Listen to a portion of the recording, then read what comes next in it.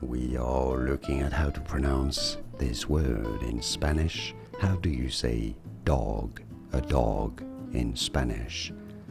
This is how you say dog in Spanish. Perro, perro.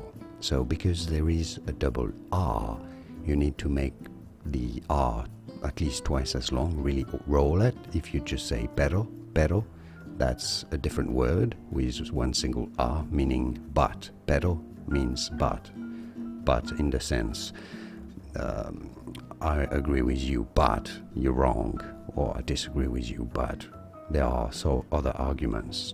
But is perro. Now, if you want to say dog, you really need to roll your R, otherwise people won't understand what you're saying. Perro, perro is how you want to say it. He visto un perro el otro día. Perro is how you want to say it. And now you know. Did you get this? Let me know in the comments. More videos for you here to learn more correct pronunciations in Spanish. And like this video if you found it useful. Thanks for your support and thanks for watching.